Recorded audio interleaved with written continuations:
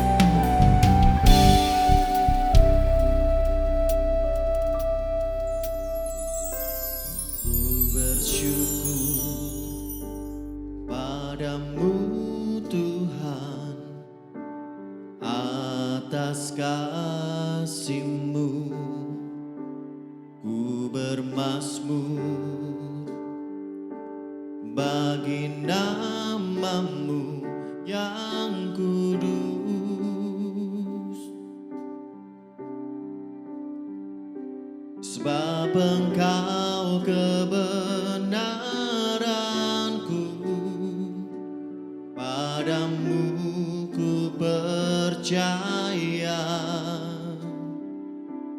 Betapa mulianya Tuhanku, ku rindu menyatakan.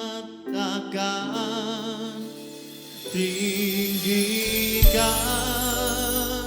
dirimu mengatasi langit, kebesaran-Mu Tuhan mengatasi bumi. Tinggikan dirimu mengatasi langit, kemuliaan-Mu Tuhan mengatasi bumi.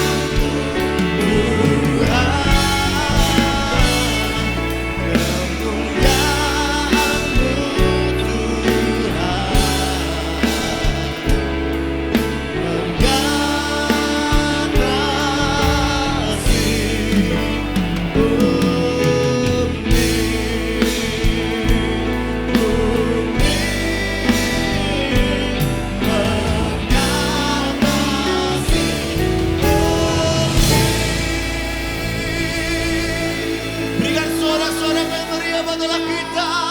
Haleluya.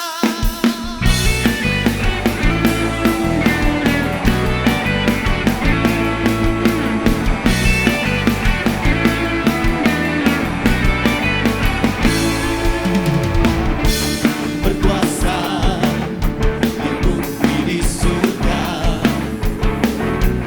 bertata dalam kemuliaan. Dialah Tuhan Allah kita, namanya berkuasa, membebas umatnya. Betapa hebat, betapa kuat, dahsyatnya Allah kita. Dia percaya atas semua perbuatannya. Betapa hebat, betapa kuat, dahsyatnya Allah kita. Dia bernama Yesus, Raja segala raja, Tuhan Allah kita.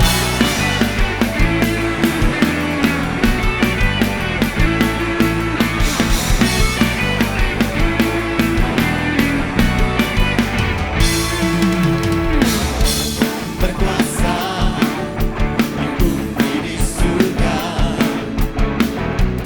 bertata dalam kemuliaan. Dialah Tuhan Allah kita, namanya berkuasa, membebas umatnya. Betapa hebat, betapa kuat, dahsyatnya Allah kita. Dia percaya atas semua perbuatannya.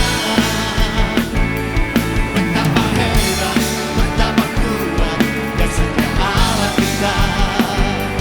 Dia bernama Yesus, Raja segala raja, Tuhan Allah kita.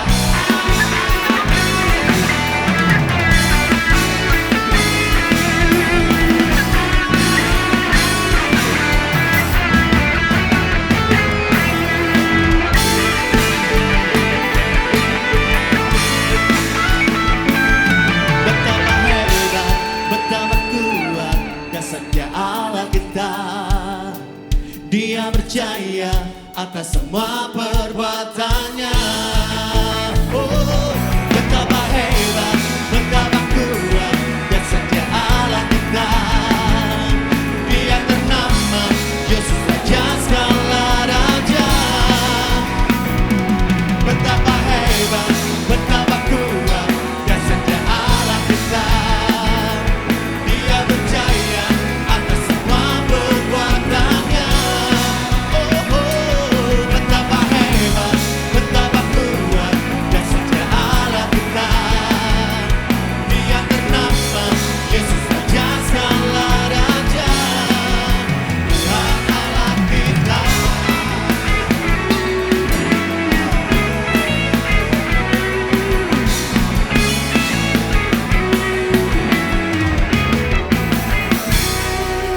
Yang percaya Allah kita sungguh hebat, Allah kita sungguh luar biasa. Boleh berikan kemuliaan bagi Dia. Haleluya.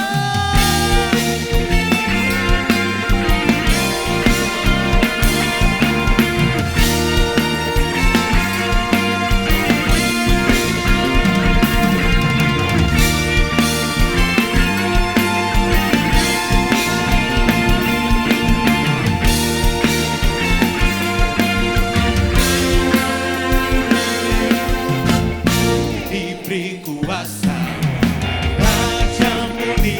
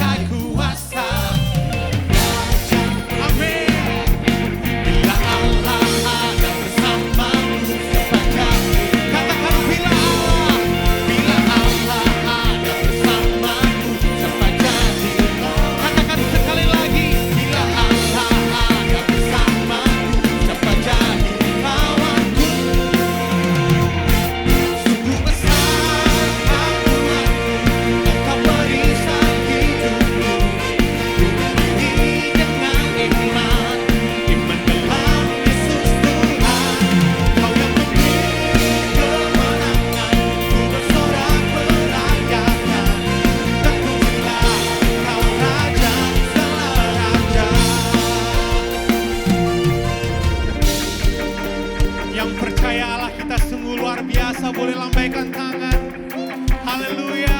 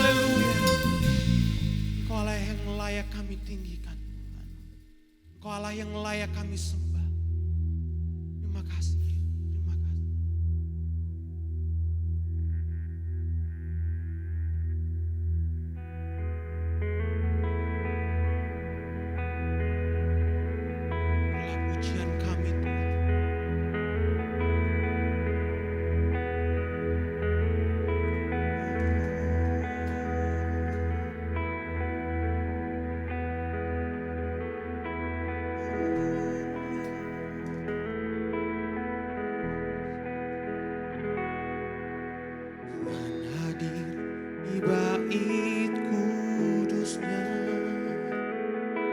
saat umat mencari wajahnya, berseru, berdoa, sujud menyembah, menikmati kehadirannya. Tuhan mau dekat dengan umatnya yang datang dengan segenap hatinya, berseru, berdoa, bersujud menyembah, menikmati kehadirannya.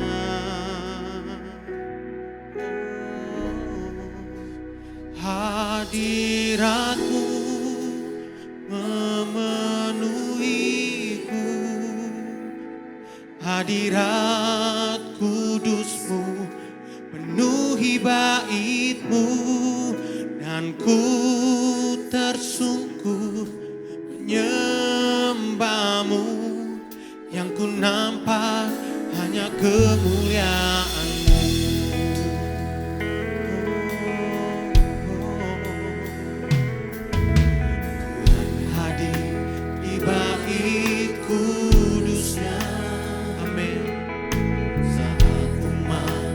Cari wajahnya, berseru, berdoa, bersujud menyembah, dan menikmati kehadirannya.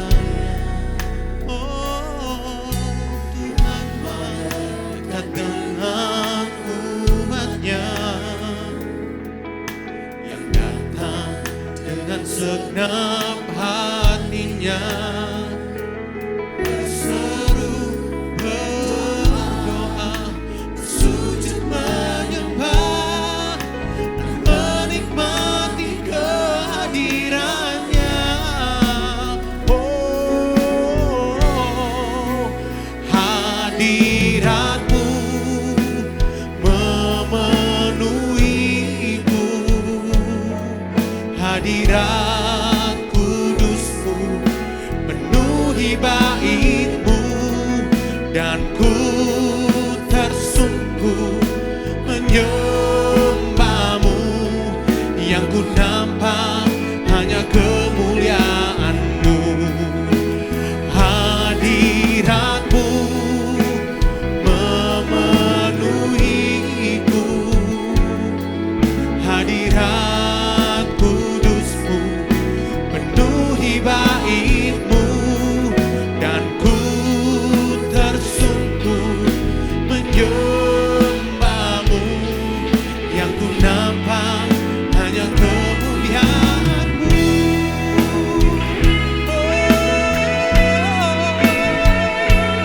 Hadirat-Mu Tuhan penuhi kami.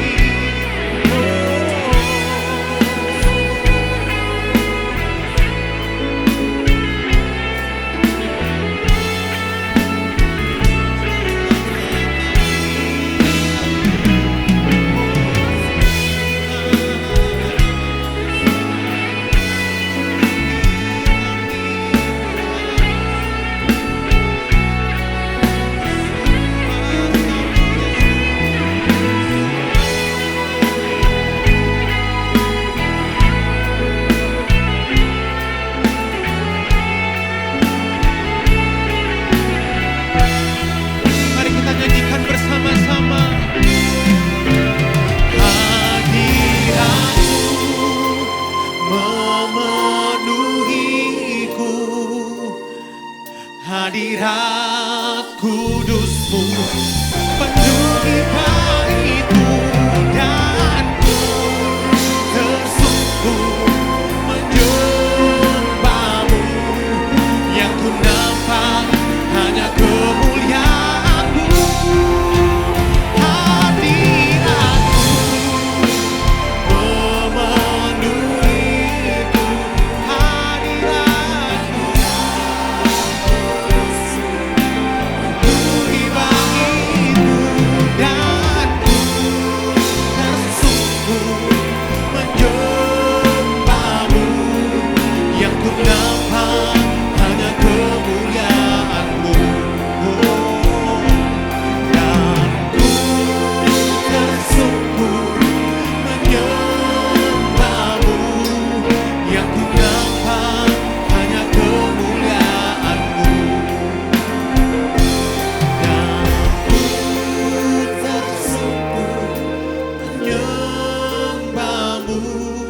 Yang ku nampak hanya kemuliaan-Mu.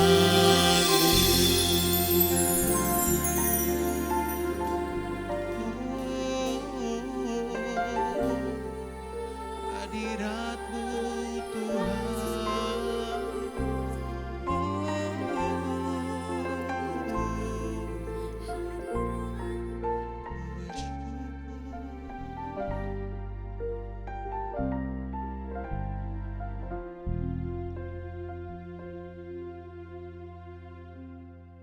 Shalom, puji Tuhan. Pada kesempatan kali ini kita ada ibadah secara bersama, secara online, Mojokerto, Tulungagung, dan Sidoarjo. Kita percaya semua nantikan lawatan Tuhan dan berkat Tuhan. Mari kita akan sama-sama belajar firman Tuhan pada ibadah kenaikan Tuhan Yesus kali ini. Sekalipun online, kita tetap percaya dan meyakini lawatan Tuhan pasti terjadi atas kita masing-masing di rumah. Mari kita dengan rasa hormat, kita mau menghampiri Tuhan. Buka hati saudara. Mari kita akan sama-sama mendengarkan firman Tuhan. Dari Kisah Rasul pasal 1 ayat 1 sampai dengan 11. Hai Theophilus, dalam bukuku yang pertama, aku menulis tentang segala sesuatu yang dikerjakan dan diajarkan Yesus. Saya pada hari ia terangkat. Sebelum itu ia telah memberi perintahnya oleh Roh Kudus kepada rasul-rasul yang dipilihnya. Kepada mereka ia menunjukkan dirinya setelah penderitaannya selesai. Dan dengan banyak tanda ia membuktikan bahwa ia hidup. Sebab selama 40 hari ia berulang-ulang menampakkan diri dan berbicara kepada mereka tentang kerajaan Allah. Pada suatu hari ketika ia makan bersama-sama dengan mereka, ia melarang mereka meninggalkan Yerusalem dan menyuruh mereka tinggal di situ menantikan janji Bapa. Yang demikian katanya, telah kamu dengar daripadaku, sebab Yohanes membaptis dengan air, tetapi tidak lama lagi kamu akan dibaptis dengan Roh Kudus. Ayat 6 sampai dengan 11. Maka bertanyalah mereka yang berkumpul di situ, Tuhan, maukah engkau pada masa ini memulihkan kerajaan bagi Israel? Jawabnya, engkau tidak perlu mengetahui masa dan waktu yang ditetapkan Bapa sendiri menurut kuasanya. Tetapi kamu akan menerima kuasa kalau Roh Kudus turun ke atas kamu, dan kamu akan menjadi saksiku di Yerusalem dan seluruh Yudea dan Samaria dan sampai ke ujung bumi. Sesudah ia mengatakan demikian, terangkatlah ia disaksikan oleh mereka, dan awan menutupnya dari pandangan mereka. Ketika mereka sedang menatap ke langit, waktu ia naik itu tiba-tiba berdiri dua orang yang berpakaian putih dengan dekat mereka dan berkata kepada mereka, hai orang-orang Galilea, mengapakah kamu berdiri melihat ke langit? Yesus ini yang terangkat ke surga meninggalkan kamu akan datang kembali dengan cara yang sama seperti kamu melihat dia naik ke surga. Bapak Ibu yang dikasihi Tuhan, sebelum kita membahas ayat firman Tuhan pada kebaktian kenaikan Tuhan Yesus, mari kita akan berdoa bersama-sama. Kita minta supaya Roh Kudus bekerja lebih dahsyat lagi.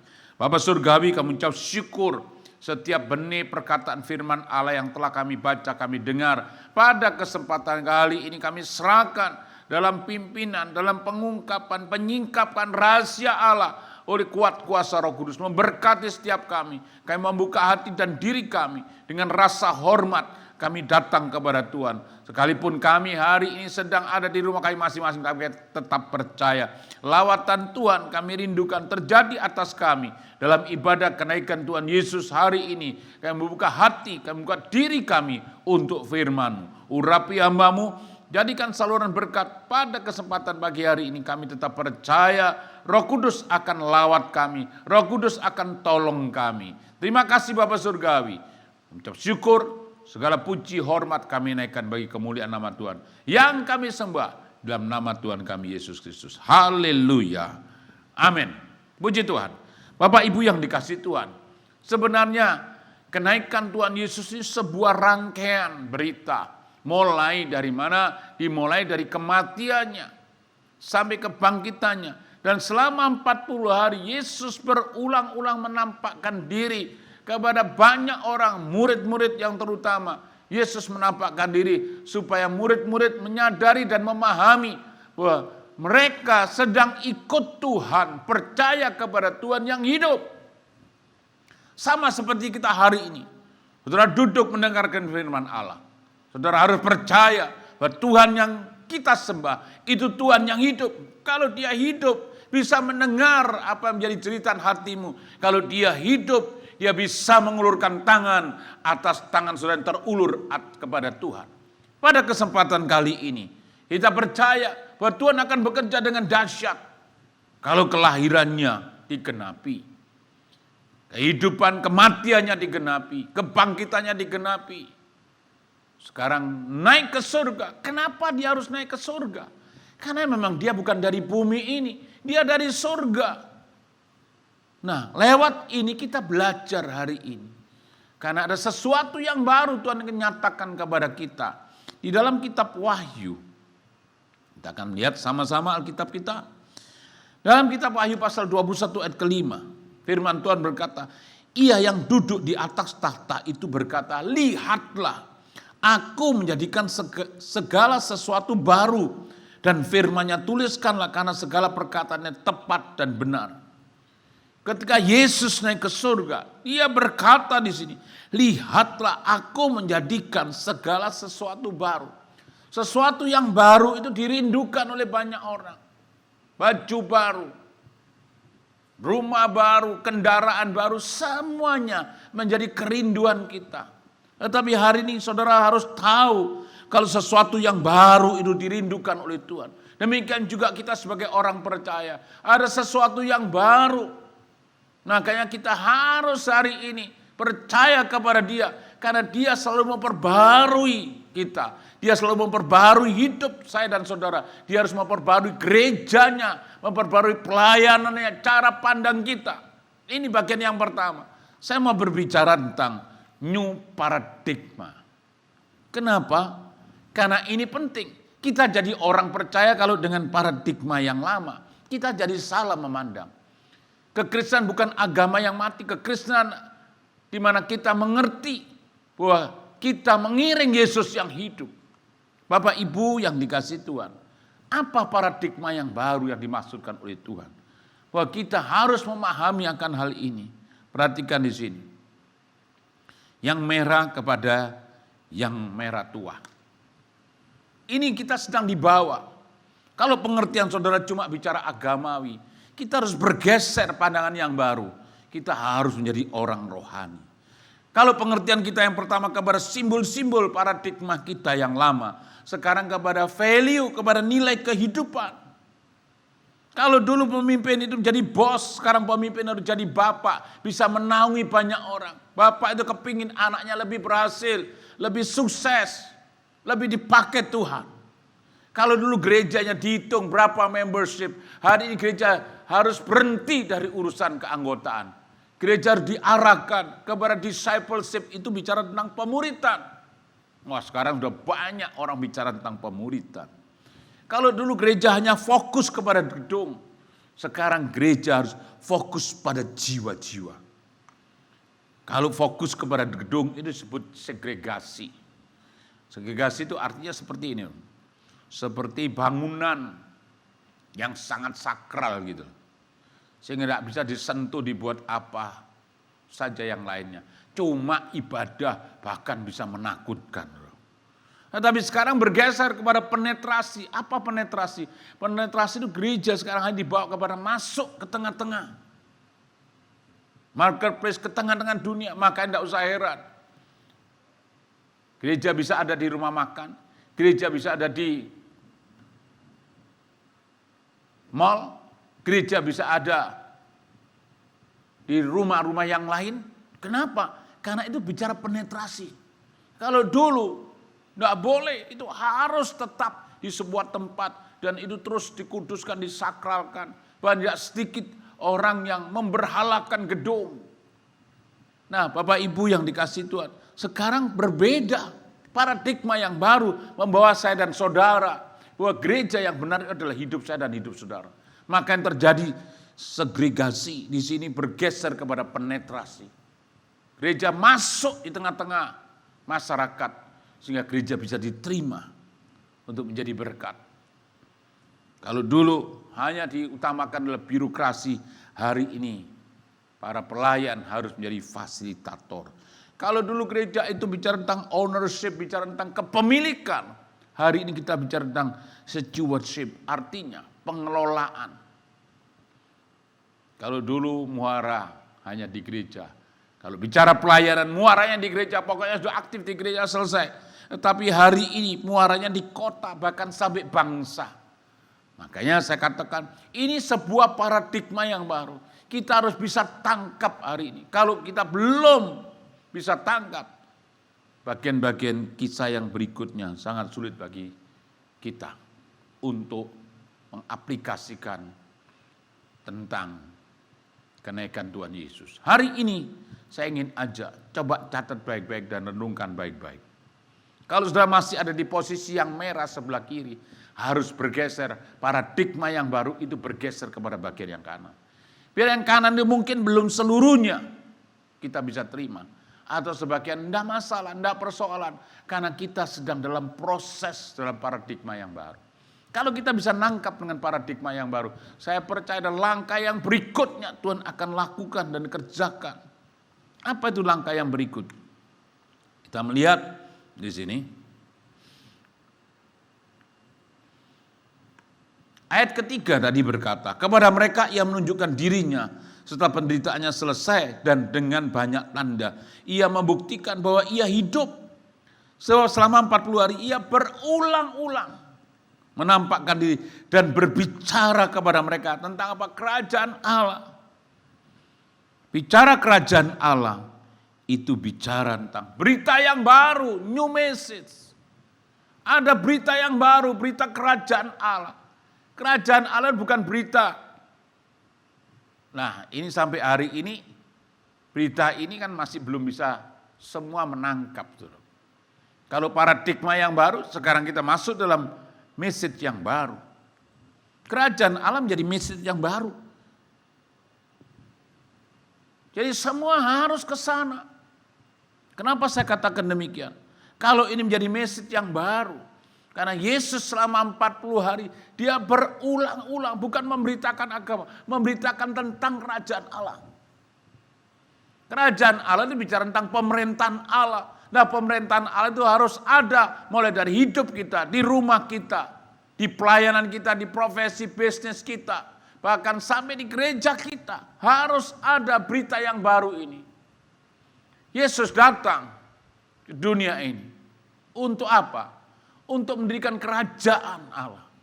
Kerajaan Allah itu bicara pemerintahan Allah. Apa bedanya surga dan kerajaan Allah? Surga dan kerajaan Allah tidak sama, saudara. Kalau surga adalah tempat, menunjuk kepada tempat di mana Tuhan ada di sana. Tetapi kerajaan Allah bicara tentang pemerintahan Allah. Makanya berita yang baru ditangkap oleh semua orang. Bahwa berita yang baru, berita kerajaan Allah.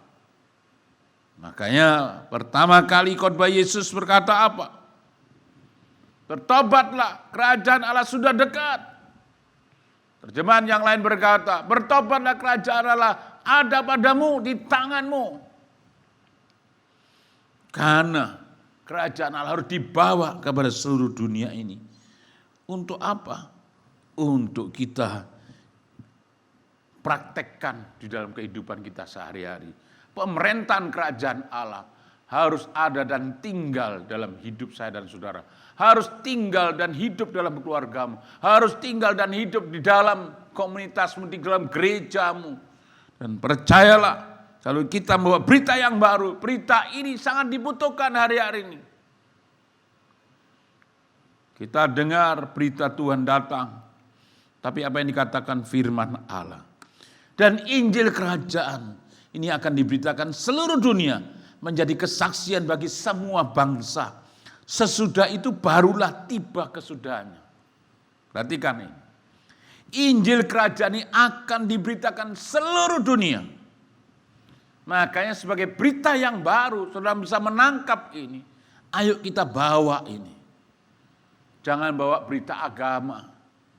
Berita kerajaan Allah. Itu harus dibawa kemana saja. Karena seperti Yesus selama 40 hari dia berulang-ulang. Berarti kalau diulang, dan diulang. Itu ada berita yang penting untuk kita. Dan saya percaya kalau kita yang ada di rock ini. Representative of Christ's kingdom. Kerajaan Allah. Yang diutamakan adalah Allah. Jadi sang raja di sana. Raja ini akan memerintah dalam hidup kita. Akan memerintah dalam keluarga kita. Akan memerintah dalam gereja, pelayanan kita, dan bisnis kita. Lalu raja ini memerintah, saya percaya dan meyakini. Pemerintahan Allah, Allah pemerintahan yang tidak tergoncangkan. Semua sedang digoncangkan. Ingat, hanya satu kerajaan yang tidak tergoncangkan, yaitu kerajaan Allah. Dan itu ada pada kita hari ini. Itu ada pada rumah tanggamu. Itu ada dalam bisnismu. Itu ada dalam gerejamu. Dan kita percaya, kita telah menerima kerajaan tidak tergoncangkan. Semua akan mengalami kegoncangan. Ingat ayat ini. Bahwa ini akan diberitakan seluruh dunia. Makanya dunia hari ini sedang digoncang. Apalagi berita virus ini. Tidak pernah selesai. Semua digoncang. Sudah selesai yang satu, ada varian baru. Selesai lagi ada varian baru, digoncang. Saudara dan saya harus memahami hari ini. Kalau Yesus jadi raja dalam hidupmu, engkau tidak akan tergoncangkan. Berita apapun boleh engkau dengar, tetapi kita tetap percaya. Keteguhan iman kita tetap ada di dalam setiap apa yang kita kerjakan. Hari ini, berita yang baru ini tangkap dengan baik. Supaya setiap kita hari ini, kalau kita bisa menangkap berita ini, saya dan saudara yang pasti akan mengalami pemerintahan Allah dan terus akan memerintah dalam hidup kita. Sampai kapan? Sampai Sang Raja datang kembali. Bapak Ibu yang dikasihi Tuhan, pertanyaannya, adakah hari-hari ini orang yang sedang dikoncang? Goncang oleh apa? Keadaan dunia. Tapi kalau engkau ada dalam kerajaan Allah, engkau tidak akan tergoncangkan. Mari koreksi iman kita, cek hidup iman kita, dan yakini biar pemerintahan Allah ada dalam diri kita, ada dalam diri saya, diri saudara yang sedang ada dalam link ini. Dan percaya kerajaan Allah tidak tergoncangkan ada pada saudara. Apapun boleh berubah. Karena kita yakin hanya Allah, Raja di atas segala raja, yang tidak berubah dalam hidup kita. Haleluya, haleluya. Dan yang ketiga, saudara. Yang ketiga, dalam Kisah Rasul, pasalnya ke-8 berkata, tetapi kamu akan menerima kuasa kalau Roh Kudus turun ke atas kamu. Dan kamu akan menjadi saksiku di Yerusalem, Yudea dan Samaria dan sampai ke ujung bumi. Bicara kerajaan Allah 1 Korintus 4 ayat 20. Kerajaan Allah bukan terjadi perkataan, tapi kuasa. Makanya orang yang membawa berita yang baru, berita kerajaan Allah, kita akan alami ini. Apa? Menerima kuasa. Kata kuasa di sini berasal dari kata dunamis. Ingat kata dunamis, ingat juga kata dinamit. Dinamit itu explosion, bisa terjadi sebuah ledakan. Nah, Bapak Ibu yang dikasihi Tuhan, ini hal yang ketiga. Apa ini? Kita akan terima ini, saudara. New power. Kuasa yang baru. Kuasa yang baru kalau Roh Kudus turun atas kita. Kuasa yang terbaru, yang baru ini kalau kita memberitakan kerajaan Allah.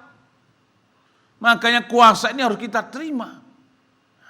Ketika kuasa ini kita terima, saya percaya hidup Kristen itu tidak up, down, naik dan turun.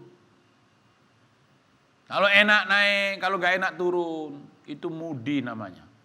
Karena engkau ditentukan bukan oleh iman, tapi oleh perasaan. Berapa banyak hidup kita demikian, Bapak Ibu yang dikasihi Tuhan. Mari cek hari ini kehidupan iman kita. Bagaimana hidup iman kita? Up atau down? Kalau saya punya persoalan, semua orang menghadapi persoalan, saya pun menghadapi persoalan. Tetapi kalau hidup iman kita up, down, kita perlu koreksi hari ini. Kalau Roh Kudus turun atas kita, itu seperti kuasa. Kita tahu kalau kita melempar benda apapun, pasti turun ke bumi. Karena ada kuasa apa? Gravitasi yang menarik. Apa saja dilempar, mesti turun. Tapi pesawat itu, yang tonasenya itu mungkin bisa ratusan ton. Kenapa dia bisa terbang? Karena hukum gravitasi itu hanya bisa dilawan dengan namanya hukum aerodinamik. Kalau boleh saya katakan di sini, kuasa Roh Kudus itu seperti hukum aerodinamik yang melawan hal-hal yang sifatnya umum. Makanya orang yang dipenuhi Roh Kudus berbeda, kelihatan dari cara ibadah exciting, cara pelayanan exciting. Bapak Ibu yang dikasihi Tuhan, new power harus kita terima hari ini sebagai kuasa yang membangun hidup saya dan saudara. Untuk apa? Bukan untuk sebuah demonstrasi, tidak. Tetapi untuk menjadi saksi di sini katakan, dan kamu akan menjadi saksiku. Makanya orang yang dipenuhi Roh Kudus itu terus akan bersaksi. Karena kuasa aerodinamik itu yang mendorong kita. Gak enak kalau tidak cerita tentang Yesus. Gak enak kalau tidak cerita tentang kesaksian orang yang kita cintai namanya Yesus. Kita terus akan bersaksi kepada siapa? Kepada orang-orang sekeliling kita.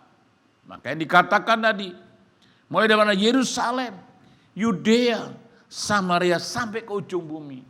Nah, 4 tempat ini memang harus kita lewati. Samaria itu bisa berkata keluarga kita. Bicara tentang Yudea itu bisa lingkungan dekat kita. Kemudian bicara Samaria, itu bisa tentang daerah kita. Bicara ujung bumi, itu tidak terbatas. Jadi kalau orang dipenuhi Roh Kudus, ada kuasa yang baru, kita terus terdorong untuk kita menyaksikan bagaimana Tuhan berkarya dalam hidup kita. Nggak enak kalau kita nggak ngomong Tuhan itu. Nggak enak kalau kita nggak bersaksi tentang kebesaran Tuhan. Nah banyak orang sudah dipenuhi Roh Kudus, bahasa roh, tapi masih bocok. Sudah dipenuhi Roh Kudus, tapi hidupnya masih najis, saudaraku. Saya berkata, memang bahasa roh tanda awal orang dibaptis. Tapi kita perlu cek buah-buahnya. Bagaimana buah-buah orang yang dipenuhi Roh Kudus itu? Bagaimana? Kalau bicara buah, buah itu bukan untuk kepentingan kita. Buah itu kepentingan orang lain. Makanya berbuah-buah, tambah banyak. Nah puji Tuhan. Saya bersyukur, baik Mojokerto, baik Tulungagung, baik Sidoarjo. Kemarin kita sudah buat gempita.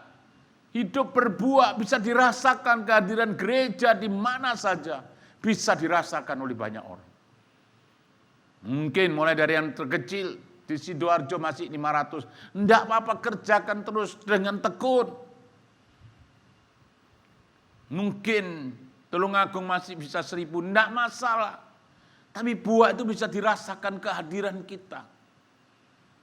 Mojokerto sudah 4000. Ini juga harus bersyukur, jangan sombong. Kita bisa lakukan itu. Karena kita, kehadiran gereja bisa dirasakan. Nah Roh Kudus itu mendorong kita melakukan suatu exciting, bergairah. Makanya orang yang penuh Roh Kudus, Tuhan ada di dalam dirinya. Orangnya hidupnya antusias. Antusias itu dari dua kata. En dan Theos. En di dalam, Theos itu Tuhan. Tuhan di dalamnya. Makanya enggak enak. Enggak bersaksi enggak enak. Enggak ibadah enggak enak. Enggak pelayanan enggak enak. Kenapa? Ada dorongan. Sekalipun mungkin ada banyak hambatan. Tadi yang sudah saya katakan. Hukum gravitasi. Itu yang bisa dilawan dengan satu hukum namanya hukum aerodinamik. Makanya pesawat terus bisa melesat tinggi sekalipun ada berat. Kenapa? Dia bisa lawan hukum gravitasi. Karena ada hukum aerodinamik. Kalau boleh saya katakan, new power, kuasa yang baru terjadi atas hidup kita. Ada dorongan semakin sungguh-sungguh. Gak enak kalau gak ibadah. Gak berdoa gak enak. Gak baca firman gak enak. Ini yang benar. Tapi saya juga heran hari ini. Bahasa rohnya lancar. Bohongnya juga lancar. Aneh gak? Nah, inilah keadaan kita. Dan kita perlu koreksi diri hari ini. Bahasa roh lancar, tapi males ibadah. Saya kok gak yakin itu. Pasti ada roh yang lain. Aneh. Kadang-kadang kita dalam gereja tidak merasakan apa-apa. Gak terasa apa-apa tuh pulang ya biasa-biasa tuh. Tapi kalau lewat kuburan, wah ini bulu kuduk bisa naik semua. Saya berkata perlu dikoreksi. Mungkin yang hinggap pada dirimu bukan Roh Kudus, itu mak lampir yang hinggap loh. Kalau Roh Kudus yang hinggap, mana saja kita berjalan karena Allah menyertai. Dengan exciting. Bapak Ibu, ayo kita belajar hari ini. Karena Roh Kudus turun untuk apa? Ada kuasa. Ketika kuasa itu terjadi atas hidup kita, di dalam kita. Makanya kita terus bersaksi. Nanti lihat satu persatu gimana saudara cukup menabur yang menumbuhkan Tuhan. Jangan ambil pusing, pokoknya ceritakan tentang Yesus. Saya percaya hari-hari ini disebut hari-hari penuaian. Karena itu Bapak Ibu yang dikasih Tuhan. Kita percaya bagaimana dalam Kisah Rasul pasal 2 ini Roh Kudus terus akan bekerja. Dikatakan akan terjadi pada hari terakhir, demikianlah firman Tuhan. Aku akan mencurahkan rohku ke atas semua manusia. Katakan di bawah. Juga ke atas hamba-hambaku laki dan perempuan akan kucurahkan rohku pada hari-hari itu. Dan mereka akan bernubuat. Ingat, semua manusia. Kalau dulu hanya orang-orang tertentu, sekarang semua manusia. Makanya gereja kita Tidak buat lagi doa 10 hari menanti tadi tahun depan lagi sudah 10 hari hilang. Enggak. Setiap hari kalau kita mau dipenuhi Roh Kudus akan berkarya. Seperti hari ini. Saya akan berdoa nanti supaya setiap kita di rumah dilawat Tuhan. Dipenuhi oleh Roh Kudus. Dan kita bisa bersaksi tentang kebesaran Tuhan. Kuasa Tuhan bekerja atas hidupmu. Lewat perkataanmu. Jadi sebuah kesaksian yang hidup. Lewat perbuatan menjadi kesaksian yang hidup. Sehingga kita percaya Tuhan pada akhir zaman pasti terjadi. Di tempat di mana kita ada, di situ ada lawatan Tuhan. Dan gereja adalah tempat di mana kita kumpulkan jiwa-jiwa untuk dimuridkan. Bapak Ibu yang dikasihi Tuhan, kalau bicara semua manusia, tidak turun atas golongan tertentu, orang tertentu. Semua kita hari ini, bangsa kita, butuh lawatan Roh Kudus. Mari kita hari ini semakin mau dekat dan datang kepada Dia. Yang keempat, nah ketika malaikat itu berkata, apa yang dikatakan malaikat itu? Hai orang-orang Galilea, mengapa kamu berdiri melihat ke langit? Yesus ini yang terangkat ke surga meninggalkan kamu akan datang kembali. Dengan cara yang sama seperti kamu melihat dia naik ke surga. Nah ini saudara, para murid dimarahi. Kenapa kok dimarahi? Karena melihat Yesus naik ke surga, kepingin ikut Yesus.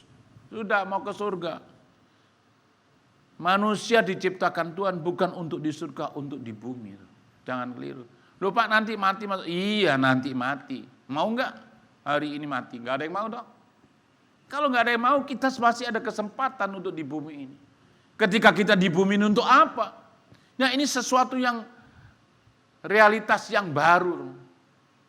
Realitas yang lama selalu dibawa semua beritanya ke surga. Sehingga kita lupa besok masih mikirkan kontrak rumah, besok masih mikirkan yang sekolah, besok masih mikirkan kebutuhan rumah tangga. Lupa. Realitas yang baru, bahwa saya dan saudara diciptakan untuk di bumi. Makanya doa Yesus mengajar kepada kita bagaimana? Datanglah kerajaanmu di bumi seperti di surga. Kita mau buat bumi Mojokerto seperti surga. Kita mau buat bumi Tulungagung seperti surga. Kita mau buat bumi Sidoarjo seperti di surga. Bahkan kita mau buat bumi yang ada di Indonesia ini seperti di surga. Tugas siapa? Tugas kita semua. Ini hal yang realistis. Saya sebut yang keempat ini. New reality. Kita terus ada dalam new reality ini. Makanya kalau saudara mengerti kita ada di new reality. Saya dan saudara hari ini, setiap hari kita akan berhadapan dengan realitas ini. Makanya gereja kita berbicara tentang 7 pilar. Kenapa? Karena realitas kita, kalau kita bicara transformasi. Transformasi itu di 7 pilar ini akan terjadi, saudara. Dari pilar A sampai pilar G. Ya, transformasi akan terjadi. Nah bicara A itu bicara art, entertain, sport, ya itu ada di A. Jadi orang-orang yang bergerak di sana sudah tidak usah full timer, harus ada di sana, tekuni di sana. Realitasnya kita sebagai seorang olahragawan, realitasnya kita sebagai seorang seni budayawan, ya tekuni di sana. Bawa berita tadi yang pertama masih ingat. Berita yang baru, pandangan yang baru. Kalau dulu kan bicara tentang, ya kalau seperti saya ini rohaniawan, yang lainnya itu orang awam. Seorang hamba Tuhan berkata, jangan pakai istilah itu. Arti kata awam itu blow on. Jangan pernah membuat orang blow on. Kenapa? Karena dibuat ketidakmengertiannya. B itu bicara bisnis, finance di sana. Jadi saudara yang bergerak di bisnis, bergerak di finance, kaum profesional ada di sana, ya tekuni di sana. Realitasnya kamu seorang businessman, realitasnya kamu seorang profesional, ya di sana tekuni. Jadi berkat di sana. C itu bicara gereja. Kalau sudah bicara gereja itu bicara tentang sosial, bicara spiritual. Tekuni di sana. D itu bicara tentang dissemination media, artinya memegang media, mengendalikan media. Setiap anak Tuhan harus bisa mengendalikan media, karena media hari ini tidak terkendalikan. Banyak orang tertipu gara-gara media. Banyak orang hari ini kena berita hoax, kemakan berita hoax. Sangat cepat sekali dan gampang sekali. Makanya kalau kita sudah di sana, ya tekuni di sana. Wah, saya sudah jadi YouTuber. Enggak masalah. Tampilkan yang sungguh-sungguh. Ini bicara realitas kita. Atau mungkin di edukasi, di pendidikan. Ya tekuni kita di pendidikan. F di keluarga. G itu di government. Itu bicara pemerintahan, hukum, politik ada di sana. Tekuni di sana. Menjadi seorang ahli hukum yang duduk di pemerintahan, menjadi mungkin seorang politikus. Jadilah yang sungguh di sana. Jadi berkat. Itu realitas kita.